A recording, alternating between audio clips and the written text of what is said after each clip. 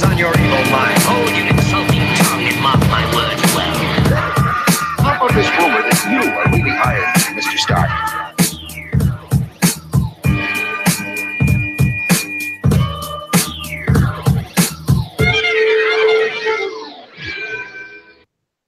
And welcome to another exciting episode of the KLIQ Nation's Comic Book Chronicles.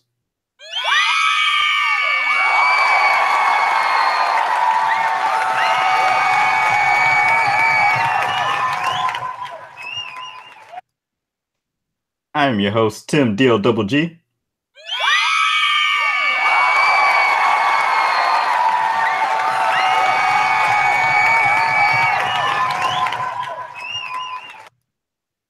And I'm joined by the man behind the sound effects, at Agent_70 on Twitter. What's up, everybody?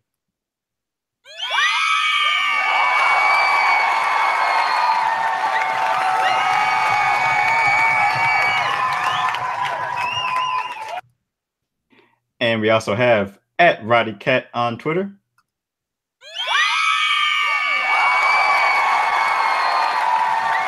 Happy Friday, everybody. Were you wishing everyone a happy belated Pi Day? I did. Gotcha. I was like, the music cut off. Or Yeah. the sound effects cut off suddenly. Just as you were saying it, so. And we also have at PCN_Dirt on Twitter.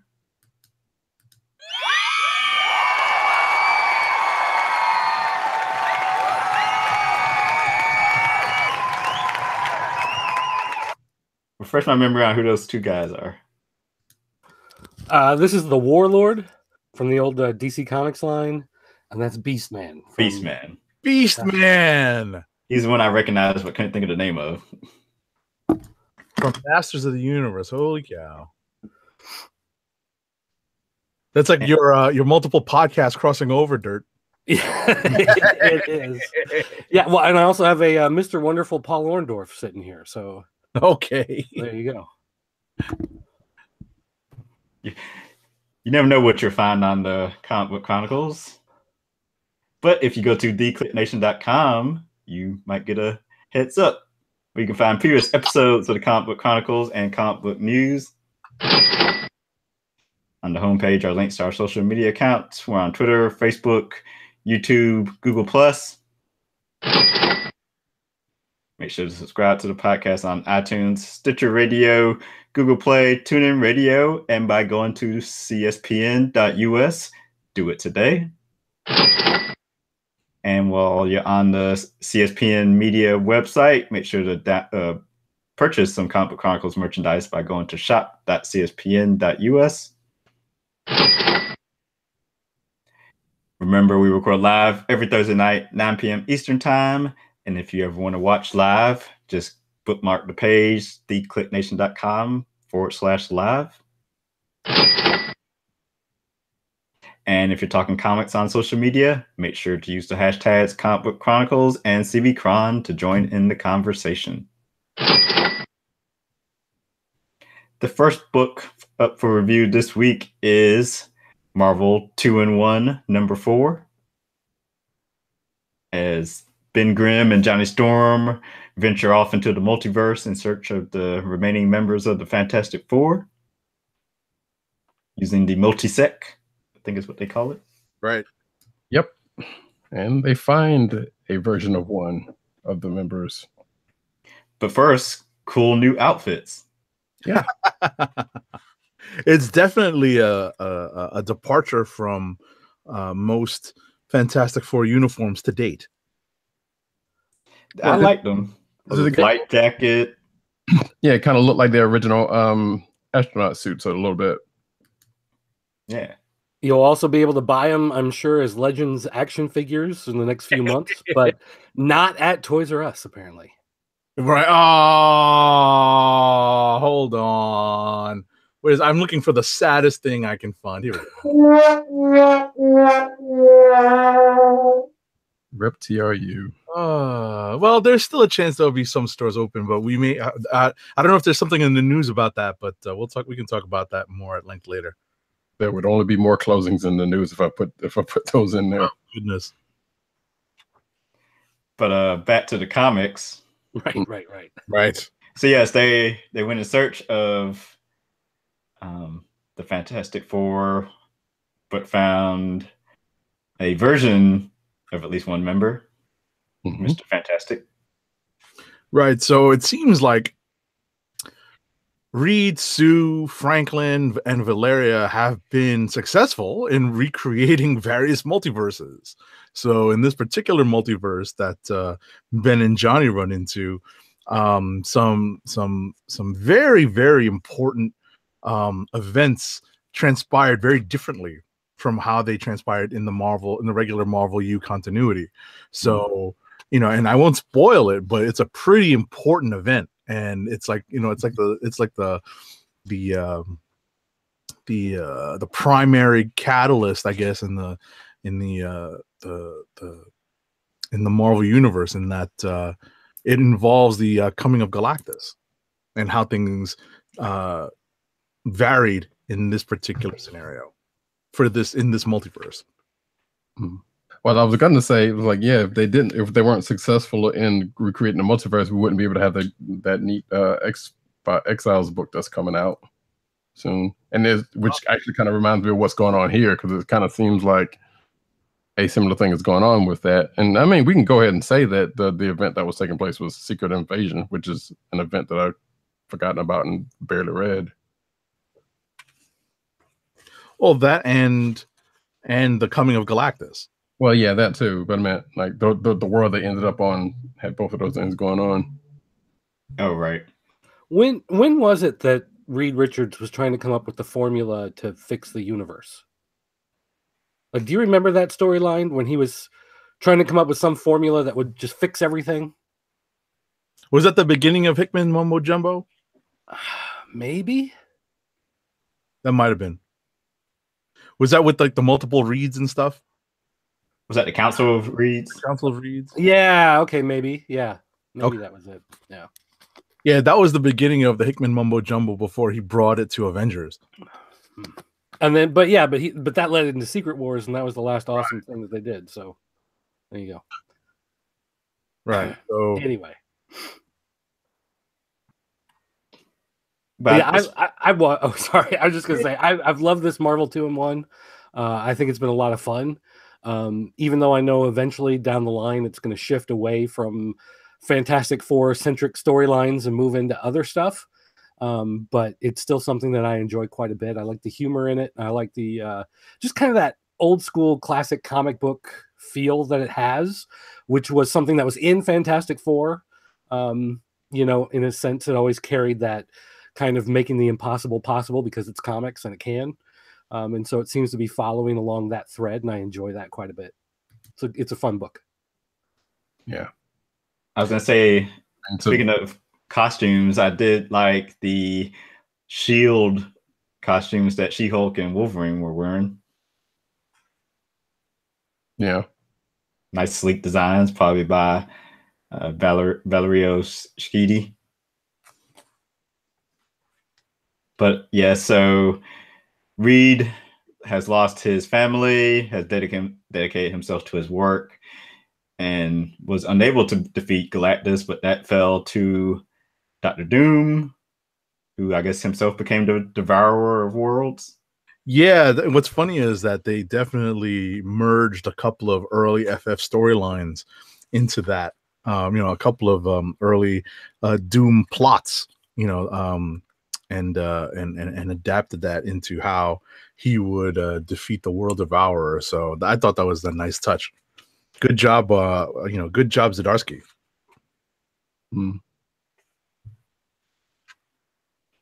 And that about sums up the issue, I think, right? Sure.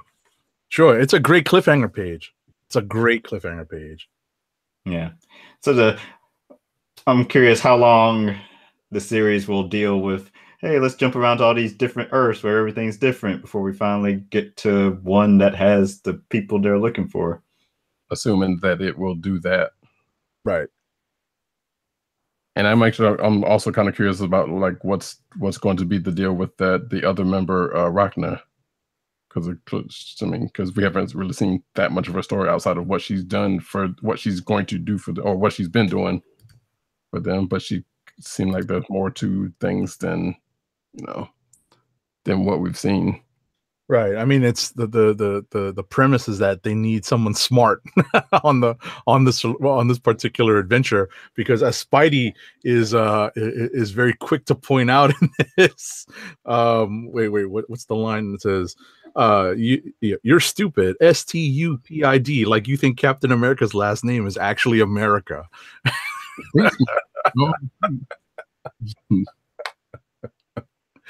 He's referring to the Human Torch in that exchange. So yeah, it was a cool book. Alrighty. Next up is Mr. Miracle #7. I really like this issue. Me too. AKA Big Barda has a baby. I kind of had some feelings about that, but outside of that, yeah, it was like I was saying before the show, it's really interesting how simple this issue is kind of laid out, just like the last issue, but it just kind of flows, and it's just like everything. Well, not necessarily everyday stuff, but it takes an event that happens to people, and they kind of make it work as an issue. Yeah. So yes, that's the focus of it. But I loved how it still intertwined the sort of new gods and into it with the cast from Apocalypse, who, forgive me because I'm not steeped in that lore, so I had no idea. I mean, I recognize those characters from Justice League Unlimited, but I don't know their names off the top of my head. Well, I suspect there's probably going to be some property coming somewhat soon that's going to get you slightly familiar with those folks. Hopefully.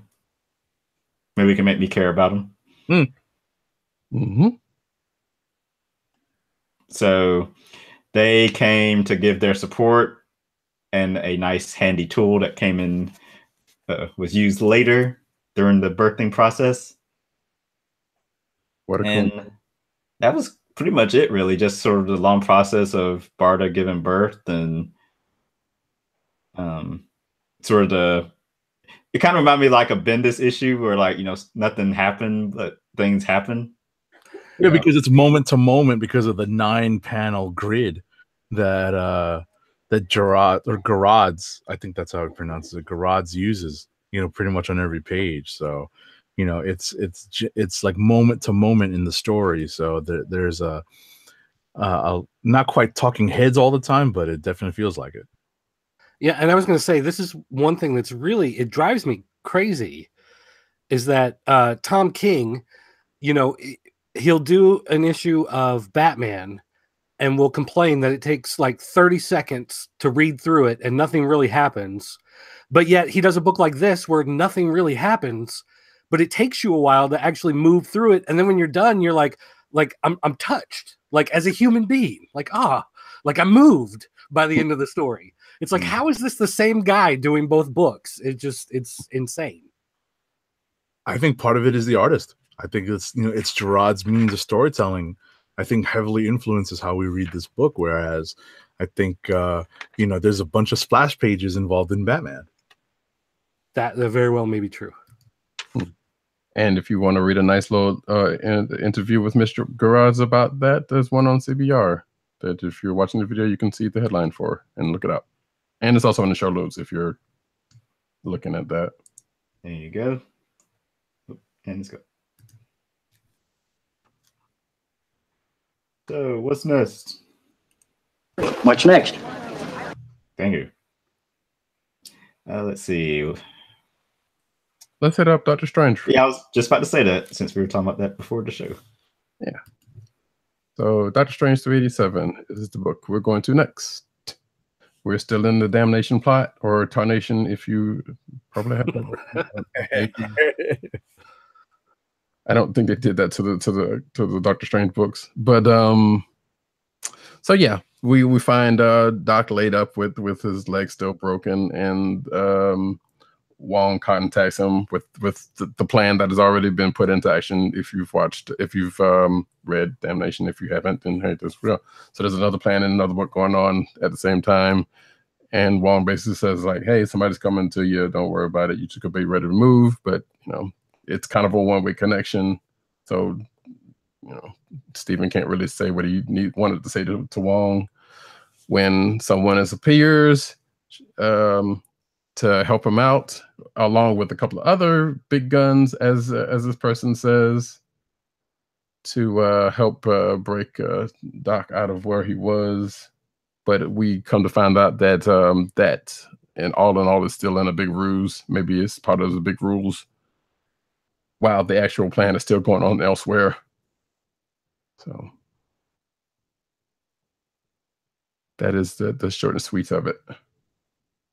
I thought it did a really good job. Like I noticed right at the beginning, it said it happened concurrently with Damnation #2, which I thought was kind of weird when I first started reading. Like, why wouldn't this like lead up to it or follow after or whatever? But then you realize as the story's unfolding, it ends at the same spot where that issue ends. So you get to see what's happening, you know, on the other side of that story. And I thought they did a really good job of explaining, because you got to the end of Damnation 2 and you're like, wait, what is going on? Like, how does this work? This doesn't, you know, like what? But now that you see the other side of the story, it's like, okay, all right. So now I see how he got there and how it works and, you know, what's going on in his head. And again, I really like this crossover or event or whatever you want to call it. It's, you know, still that good, fun, old school type comic story. And I like how this told that other side of the story. So you felt like it was still a key part of the story. You can read Damnation without reading it, but reading it adds that much more flavor to the story and helps you to understand how they got to that point. So I thought this one was a really well done tie-in.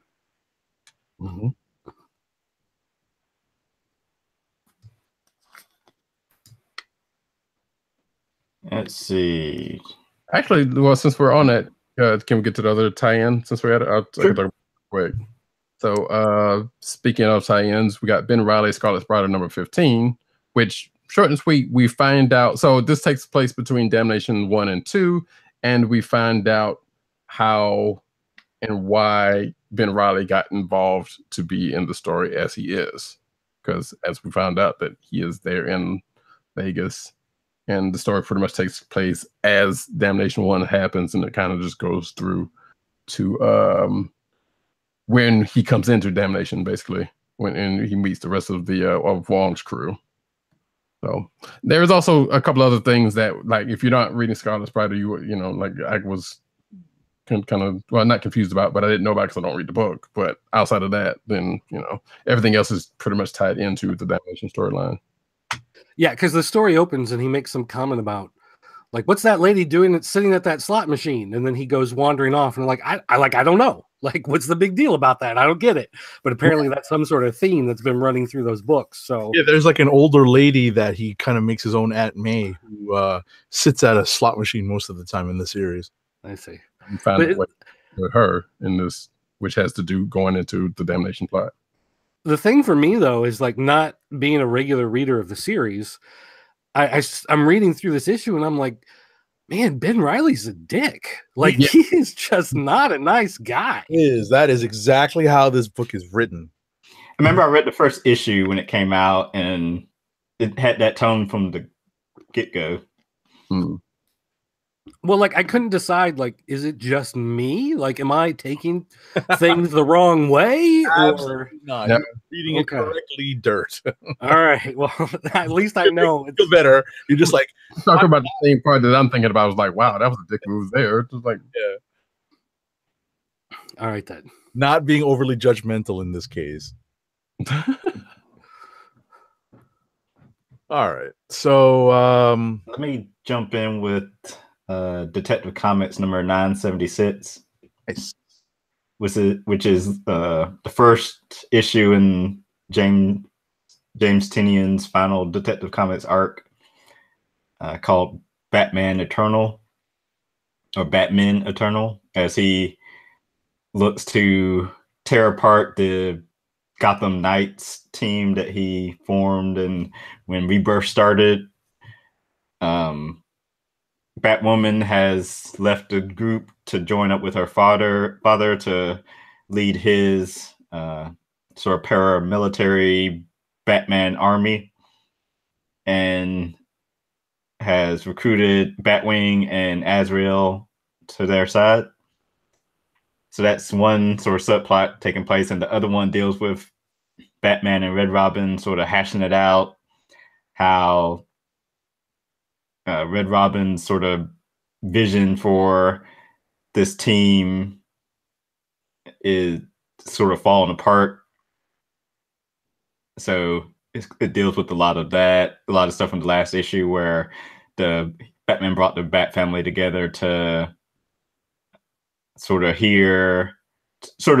have a people's court for Batwoman because of her killing Clayface in the previous arc. So a lot of interesting things. I've enjoyed this Batman team book since it launched, and curious to see how Tinian closes it down and where it ends up leaving certain characters like Batwoman and Red Robin going forward. Oh, and it also has Javier Fernandez on art, who I enjoy. He started Nightwing in Rebirth, so one of my faves. Cool. Who wants to go next? What's next? Well, I've only got a few books this week, so I'll just jump in with Avengers. I can say, are we in the rapid fire time? Just about, I guess, unless someone else wants to chime in on Avengers. I mean, we can all probably pipe in with Avengers. Oh, yeah, and then I'll run the Vulcan cannon. So, Avengers 684, the latest chapter in No Surrender. Yeah, I know the song is Never Surrender, but there's a couple of revelations in this issue. One, we finally find out the true origin of Voyager. I'm not going to spoil it, but we finally find that out. Was someone going to add something to that? No, I just had called it. Oh, yeah, absolutely. Absolutely. So that being said, the main draw for this issue, though, is what's on the cover, and that is the Incredible Hulk. What I like about this is, we find out about the true intent and the true identity of Voyager, and she's not anything close to what she seems, obviously. So the rest of it, the rest of the issue involves kind of recounting the history of the Hulk as the challenger in this game has brought the Hulk onto the playing field as a playing piece. So we go through the Hulk's history, and there's some great moments that are captured in the telling of in the recap of his story up until this point. And if you recognize, the art resembles the flashback sequences closely enough so that you can kind of revisit in your memory, in your mind's eye, those books. And what's cool is that at the end of this issue, they actually provide a key, and they footnote everything and provide context as to what issues these scenes are being pulled from.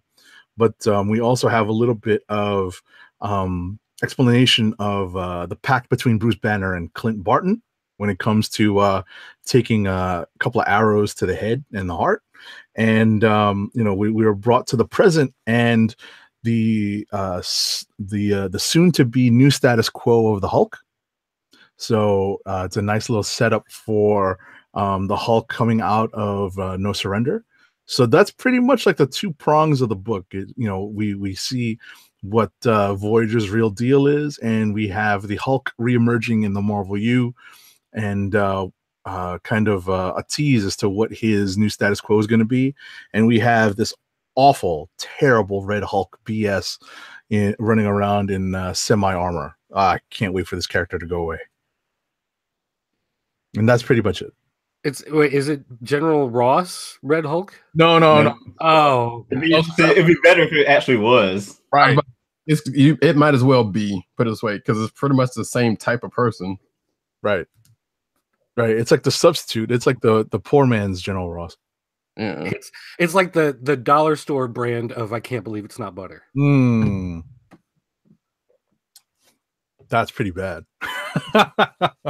So yeah, that's the deal with this. So it's a nice kind of a segue issue because there isn't as much action, and in terms of the development of this particular arc of stories, not all that much happens, but it really does set the stage for, I guess, the last stage of the No Surrender story. The Voyager origin was like meh, but so retracing the history of the Hulk's death was the most appealing thing in this issue for me. Yes, including one funny one that they decided to put in, that with him being his head being lopped off by the Captain America, aka Danielle Cage, at the time, because I remember the story that came out of. Right, I didn't recognize that one all that well. Yeah, like I said, that was definitely one I recognized. I'm like, wow, they chose to put that one in there, huh? All right, sure. That was kind of just a time displaced thing. I didn't think that was going to be kind of canon thing, but I guess it is. Right. I mean, the one that I remember, actually, what's funny is that of these, the one I remember the best is Incredible Hulk 367. It was during the Peter David run. It was a pretty interesting storyline, and seeing the Hulk in an emaciated state like that was it's pretty jarring. Rapid review. Here we go. Fire it up.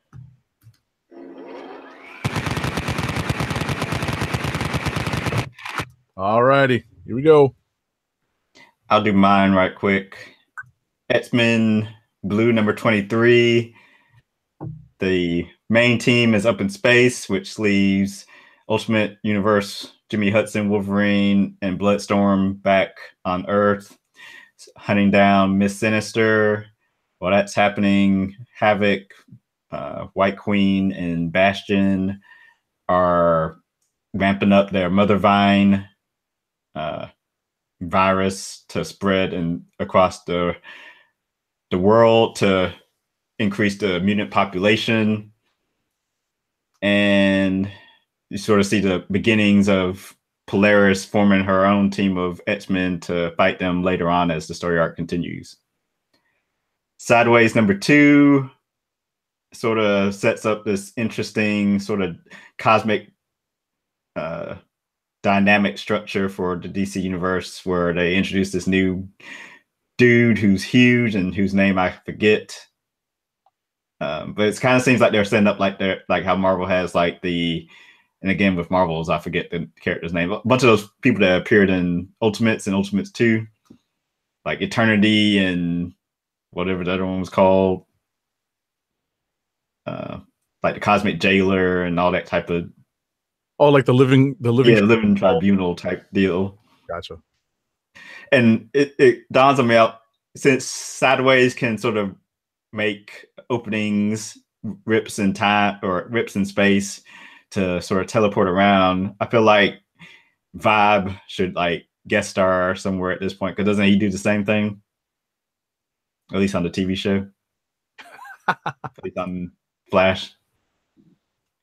And Astonishing X-Men number 9, they're still fighting Proteus. We do learn that Bishop has this database of all the possible apocalypse situations that basically end up destroying the world, and what the threat they're dealing with Proteus is in his database, so that's kind of cool. And then we start hearing, because it has something to do with the apocalypse, the apocalypse mind killer virus that Proteus is unleashing on the world right now. So sort of interesting stuff with that brewing. And then we still have the Mr. X, which is Charles Xavier in what's the dude's name? Phantom X. Phantom X. Well, technically what we find out is that, I read this too, by the way, what we find out is that he's actually not in Phantom X's body. He remade his body. Correct. He basically copied it, but left out a lot of the good stuff that keeps Phantom X alive, like nanites and nanobots that help him heal very quickly. Come in handy when Wolverine stabbed him. You know? So, but yeah, no, that was pretty good. And I am done. So I've only got one book for rapid fire. It is Peter Parker, The Spectacular Spider-Man number 301. This is another Chip Zdarsky book this week. And let me tell you, this issue is coming off of the big issue number 300, where there's alien invasion going on. And to stop this alien invasion, they decide to the heroes decide to travel back in time to change something. And you know that's not how time travel is supposed to work. They explain it away in that, you know, they're not changing the future. They're just creating a new timeline. But at the end of the day, what they end up doing is counterintuitive to every time travel story you've ever heard or watched or read. You know, Marty McFly and the Good Doctor would be throwing a hissy fit if they saw all the stuff you're not supposed to do with time travel that's happening in this issue. And what's funny is that you just sort of like laugh along with it. It's like, oh, you're not supposed to do that, but it's still so, you know, entertaining. So you know, there's just a lot of that in this issue.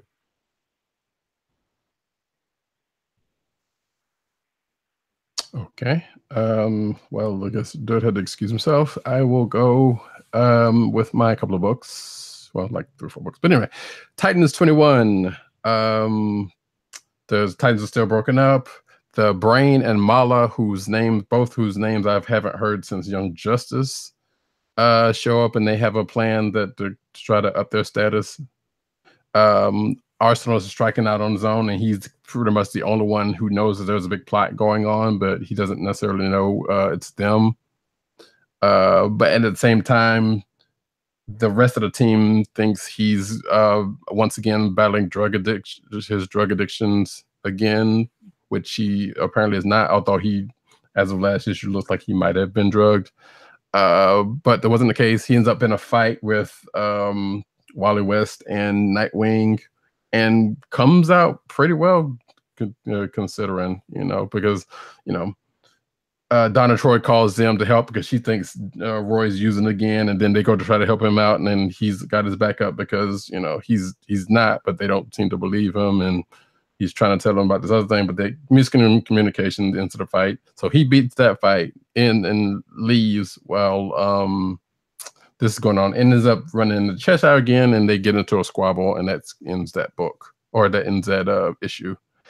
My next book is Trinity number 19, which since, well, Dirt brought up one of the figures early on, the Warlord shows up because the Trinity end up on Skataras, which I believe is the land that he is from, by his daughter Jennifer.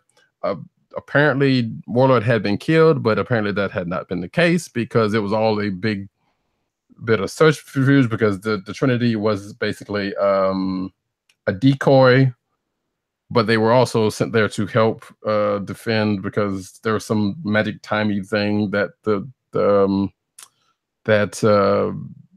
Jennifer Morgan and her dad has been using to defend their castle against this person named Demos, who's apparently still around, because the Trinity runs into him later on in the book after he steals Steve Trevor, and they come back from the Earth after having won this big battle on this other planet and been aged back to their former selves.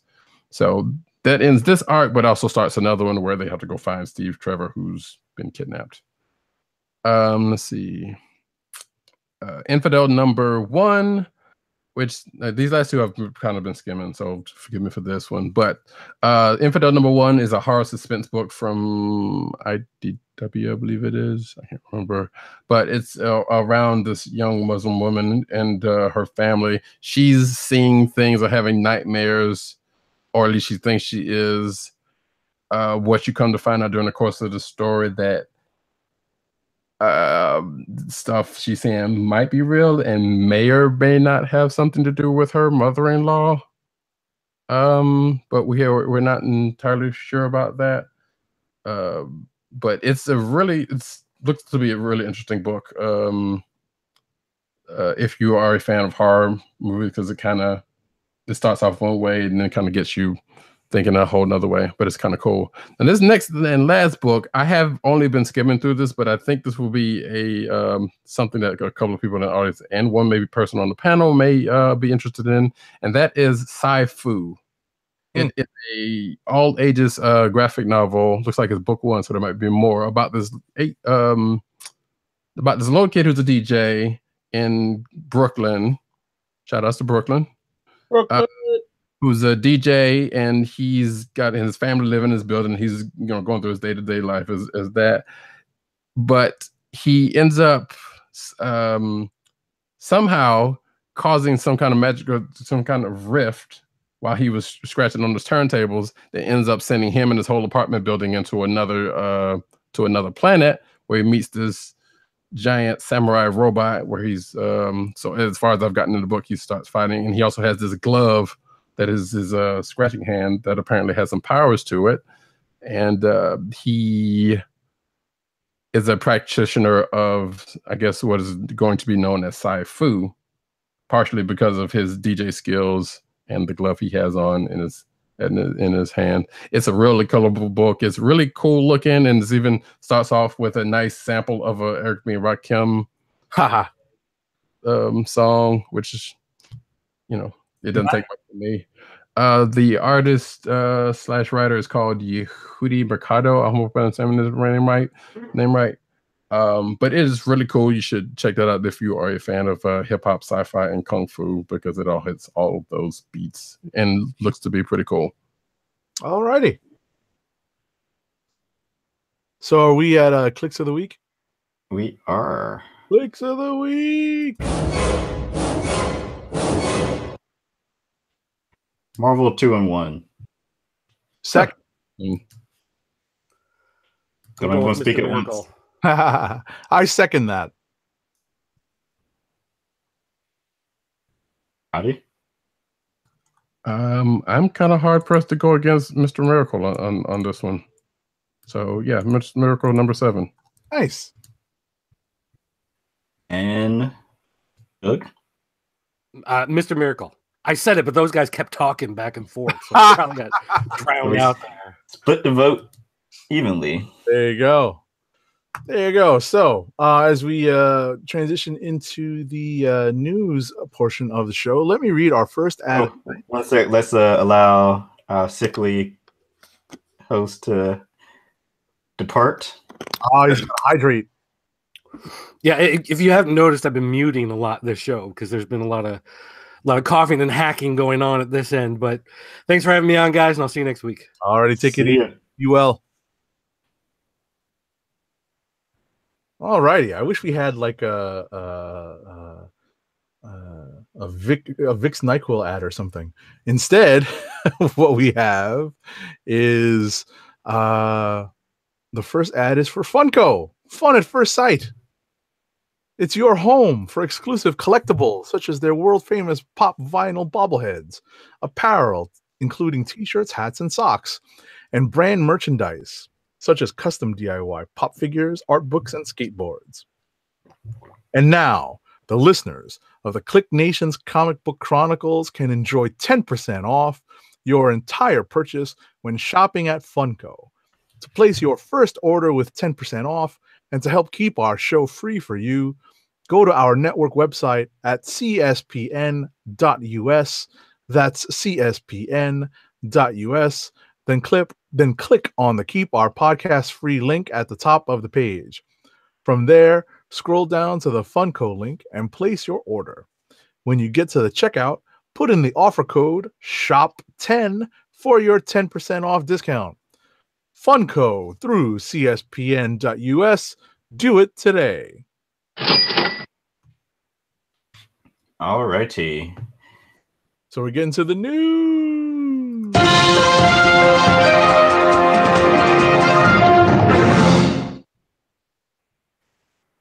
Star Wars Rebels, Ahsoka's final outfit hinted at her unseen journey.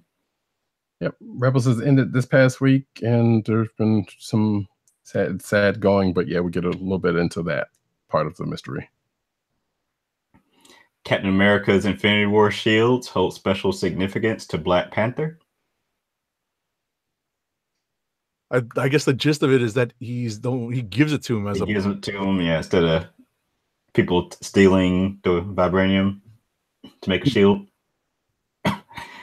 Infinity War, Robert Downey Jr. on adding Doctor Strange to Science Bros mitts. I was going to say something. There's probably something else to the shield thing, but if recent comic book dealings may have hinted that might have, but yeah. So yeah, Doctor Strange to the Science Bros. Finally.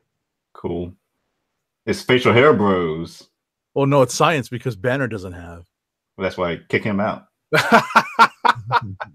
That's just mean, man. Avengers Infinity War set footage arrives with plenty of jokes. Yeah, so we're all about the Infinity War stuff. Yeah, one of which being I think Ruffalo said something about he doesn't have many lines in the film because there's so many people in it. But we get a new trailer tomorrow. Oh my goodness, that's right. Black Panther breaks 1 billion. A Wrinkle in Time claims #2 spot in historic weekend for Black films. He came for that #1 spot. That's crazy, man. But that's awesome that it's making that, like it's getting that kind of repeat business to push it over that 1 billion mark. Mm-hmm. And I still have only watched it one time. I still haven't had it. Yeah, I'm gonna try to see. I want to see Tomb Raider this weekend too. Yeah, I'm thinking about that one. That was like just mindless fun. Hmm. Let's see. Marvel is absolutely making a sequel to Black Panther. Duh. Yeah, really. DeWanda Wise exits Captain Marvel role because of scheduling conflict. Oh, yeah, apparently she's on that. She's got to have it show, and it just got renewed, and so she will not be who we believe to be Monica Rambeau. And oh, yeah, and they haven't found a replacement yet. So, report that Spike Lee, Chio Hidari, Coker developing Marvel's Night Watch for Sony. That'll never get made. I was about to say, are they just trying to beat Spawn back to this big screen? I guess so. Yeah, because I don't even know his character. Yeah, no one does, and no one will care. Dude, plus it won't get made, so. I probably will. I don't know. Nope. None of these movies are getting made. They just announce stuff. Now that's comedy. Deadpool 2 stars Zazie Beetz has 3-movie deal as Domino. Good for her. Matt Ryan wants Constantine to meet the Joker. Sure, okay. The rumor of a Joker origin movie may dramatically change backstory, and it will be inspired by The Killing Joke, and also a Martin Scorsese movie. I forget which one. Kristen Wiig is Cheetah in Wonder Woman 2.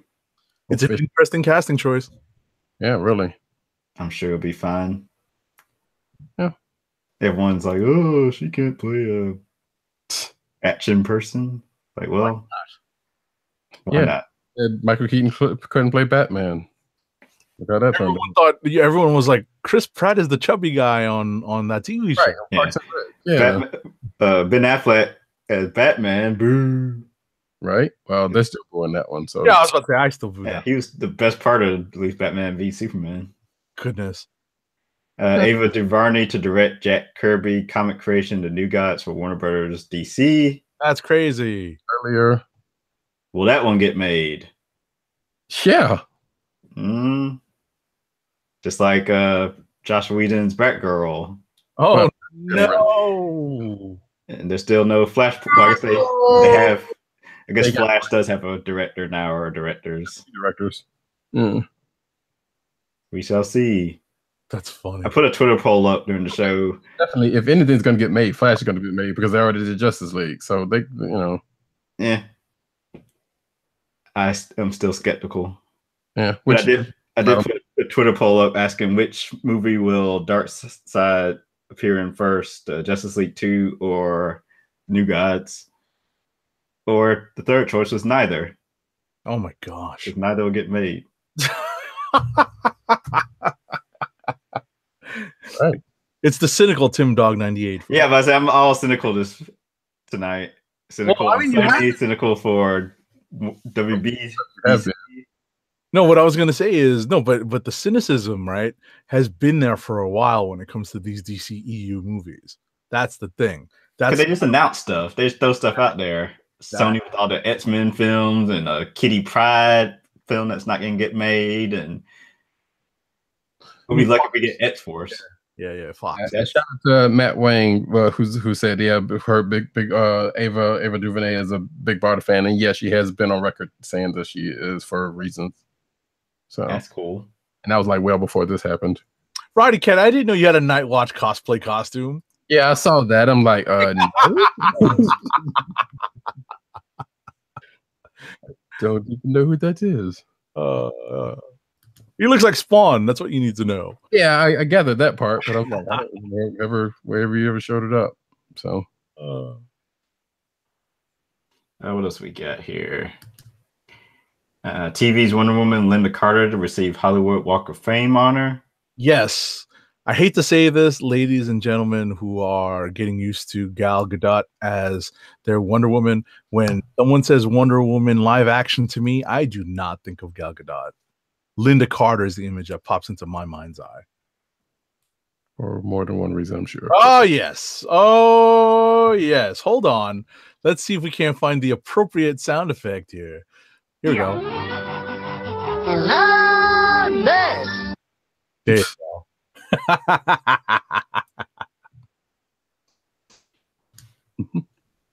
Nicolas Cage will finally play Superman in Teen Titans Go to the movies. His dreams have finally come true. Now that's comedy. I still want to see that documentary about the making of the movie he was supposed to do. I know that is around, but I'm like, I wouldn't want that. That'd be too crazy. DC's live-action Titan series will feature Jason Todd. I'm not sure Will is accurate, but it's rumored to be.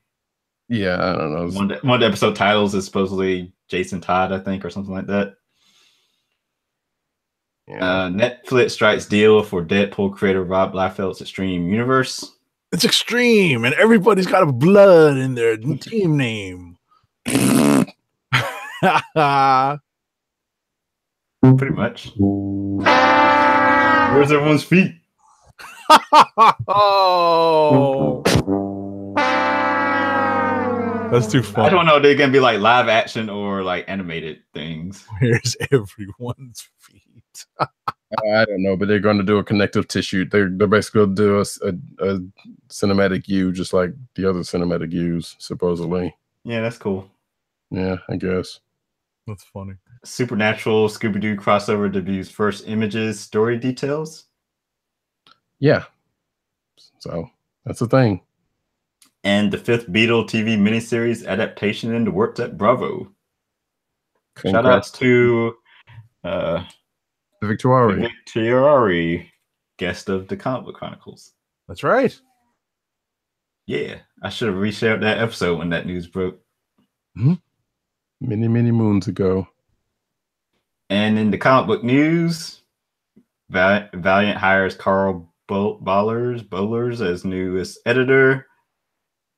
The CBLDF releases How to Protect Comic ahead of National School Walkout. It's how to protest in March for Our Lives. Mm-hmm. And that's the protest fund. Michael Fleischer passes away at 75. Jonah Hex, co-creator, right? Or creator? Oh. Yes, he had a long stint on him. Or Jonah Hex. Yeah. Hey, I guess he had a 10-year run on Jonah Hex. Maybe I'm not entirely sure if he created him, but had a long stint at least. Let's see some series announcements. Gail Simone to write a new Plastic Man miniseries for DC. Hey, there's Penny. Who? People of a certain vintage will remember the Plastic Man cartoon that used to come on, and he had a girlfriend / wife named Penny, and yeah, and Hula, which I don't think will show up. I don't know if there's actually Penny, but I saw that picture and I figured, okay, clearly. DC's Hawkman takes flight, a new series from Vididi and Hitch. Yeah, we'll see how often that gets delayed if Hitch is on art. He won't do more than 3 or 4 issues. To me, I mean, that's just me speculating. Right. But yeah. Did you also mention that in this article that you wrote? You saying I did or didn't mention that? I'm asking. No, I didn't. I can't put that stuff like that. I was about to say you can't let the cynicism out of play. I have to be unbiased in my articles. I can say whatever I want on the podcast. That's funny. I speak the real on the podcast. That's all right, keeping it real. Yep. I guess he drew the one shot, didn't he? With that Jeff Lemire wrote. Yeah, so that's where the connective tissue for that, I think, takes place. We'll see if you have it on here later. There's another DC announcement. Or it actually wasn't announced, it was spilled. Oh, I don't. Actually, you don't have it, so I'll talk about. Yeah, I don't see it. So allegedly, actually, it's not alleged because like there was a posting on a book's some random, not Random House. Actually, might have been Random House. Some book selling website has like the first volume of Snyder's Justice League up. So it's going to be Scott Snyder writing Justice League with Jim Chung and Jorge Jimenez on art. And the image is a black and white image from Chung. So the roster is going to be, let's see, Superman, Batman, Wonder Woman, Aquaman, Cyborg, Martian Manhunter, Hawk Girl or Hawk Woman, and John Stewart, Green Lantern. Okay. Yeah. So people, of course, made jokes of, hey, the guy that did the Marvel Fresh Start promotional image is already gone and at DC now. Because more than likely he was on a exclusive contract with Marvel, but that might be up now. So like everyone else, he's doing the mass exodus of artists leaving Marvel because Chris Samnee's done. Was it? There was someone else. Oh, was it the Vision artist? Walter. Gabriel Walter. Yeah, Gabriel Walter. Mike Perkins has left. So it doesn't really help when one of your marketing folks says in an interview with retailers how artists don't move the needle. I forget that was Eso Alonso actually said that. So editor-in-chief talking about how artists don't move the needle. Some do. Yeah, he gave only 2 examples he gave in that interview sometime last year were Corpel and McNiven, I think he said. Which coincidentally, Corpel's doing more covers at DC. But anyway. Yeah. Well, I was just gonna say that Chung, I don't know how much longer Chung has on 2-in-1 because he's already left that. Oh, did he? When was this? I know he did the first 2 issues, maybe. Yeah, but I thought he was solicited for the next arc after this with Skeety. Let me look that up while we're talking. I could be mistaken, but I thought that's what it was. Like they were gonna trade arcs. That's why I was surprised to hear you say that he was off the book totally. I'm assuming he is, but give me 1 second while I pull that up. I would say not, because on his Instagram he's already got progress stuff up. No, progress pictures of 2-in-1. Let's see. Stuff that's not published yet.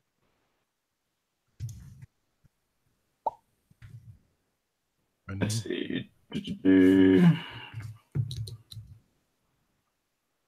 I was about to say, while he's looking that up, the script for Action Comics 1001 is complete. So, which not much news on the bigger front, but also marks Brian Michael Bendis' first completed work at DC, which is coming out. I can't remember when it's coming out. Oh, it's like 3 or 4 issues from now. I don't know. Oh, soon, because Issue Comics 999 came out this week. Those 2 issues. Yeah. So for April's issue number 5, Skeety is solicited, and let me check.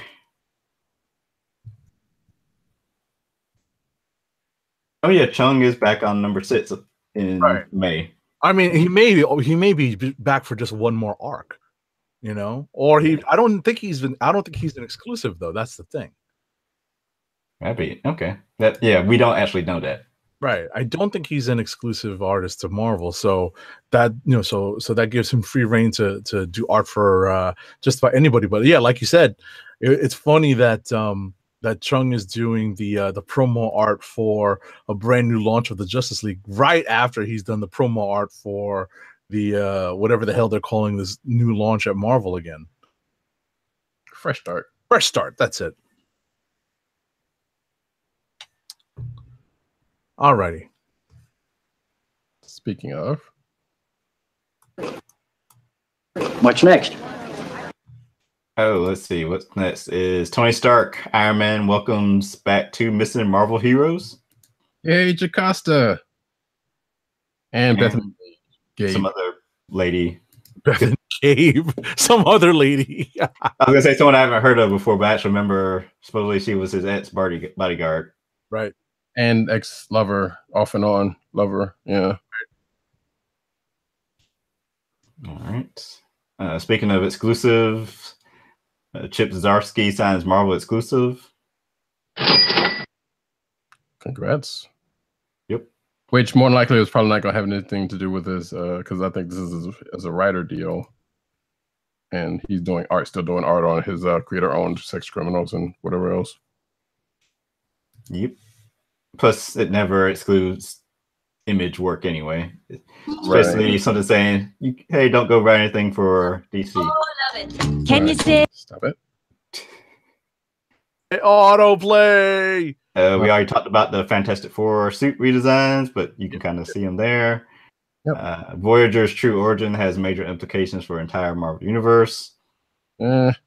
Yeah.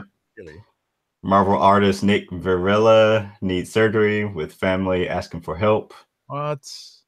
Yeah, so apparently she has some ovarian cancer thing. Oh, that sucks. So she has a GoFundMe, and the goal is to raise $40,000 for a procedure to do in a couple of months. So.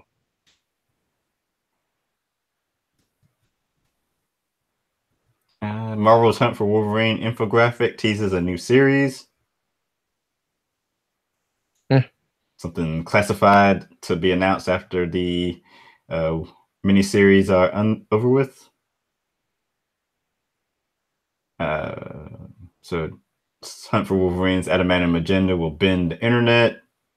Sure. Right. Okay. Wolverine No More. X-23 returns a new series for Marvel's Fresh Start. Well, yeah, they're gonna give the Wolverine title back to Logan. So I mean, I'm sure that's what the classified is for whatever his new series launch. Yeah, and this is being written by She-Hulk writer Mariko Tamaki. I miss Tom Taylor's all new Wolverine. First 2 episodes of Wolverine: The Long Night debut on Stitcher. So yeah, we talked about this a while ago. This is basically that true crime podcast like Serial, but I guess supposedly centered somewhere around Wolverine. So if you're on Stitcher, you want to check it out, go for it. A couple of them are there. This is on Stitcher Premium, so you get a week trial, or I think they're offering like a month's free. With if you use promo code Marvel, you get, I think, a month free trial, but you still have to enter in a credit card, which is why I didn't sign up for it. Yeah, just because I don't feel like giving Stitcher my credit card info. Yeah, I don't blame you. But so if you wait for until all of them come out and then get the free trial, and if you feel so froggy to do it, do it then. Any other company I probably would have, but I was like, nah, Stitcher's not getting that. Yeah, I'm not. Yeah. Maybe it'll come out on Spotify at some point. Yeah, maybe. Power Rangers Shattered Grid to debut new Zord. So apparently this is something where they got a whole, like, got a bunch of Power Rangers from different eras teaming up together. And William Bruce West invade our news page just now. Shout out to William Bruce West. And yeah, and that is the storyline that is actually, I think, going on now. And let's see. Rivers of London flow again with waterweed. Yeah, so this is a Titan book. It's about a police detective that deals in magic, and it's another mini that is coming out. So if anybody's interested in the book, supposedly this is, as this describes, Spring Breakers meets Pulp Fiction on the banks of the Thames. So there you go. And Campbell's Wet Moon returns for a finale in November. Yep.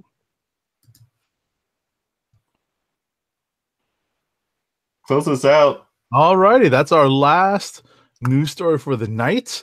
So our last ad is for Blue Apron's meal delivery service. Blue Apron has fresh ingredients and incredible recipes delivered weekly to your door. Skip the grocery store and make incredible meals at home with Blue Apron. Always shipped free right to your home. And now, the listeners of the KLIQ Nation's Comic Book Chronicles can get $30 off your first Blue Apron order. To place your first order with $30 off and to help keep our show free for you, go to our network website at cspn.us. That's cspn.us. Then click on the Keep Our Podcasts free link at the top of the page. From there, scroll down to the Blue Apron link and sign up for your first order. Blue Apron through cspn.us. Do it today. Follow us on our individual Twitter accounts. I'm at TimDOGG98 and at CBCron. Whoa. Roddy Cat is at Roddy Cat and at News Nerds Need and at CB Caps on Instagram. Greg Mac. Oh yeah, I was about to say we're not. Yeah, we'll do it right before we close. Agent 70 is at Agent_70 on Twitter and Instagram. And Doug is at PCN_Dirt on Twitter, and go to his website, popculturenetwork.com. And now the floor is yours. Right. That's going to be the closing? Yeah, we're just going to close it out. So we wanted to pay our respects to a rapper who passed away this week at the tender young age of 46. It's hard to make it to 50. I think he was actually 45, but I saw reports that he was either 46 or 45. Right. But Craig Mack, who rapped under his own name, was basically he basically issued the lead single on the Bad Boy label and basically paved the way for Biggie and all the other artists on Bad Boy as Puffy began to roll them out in the early 90s. So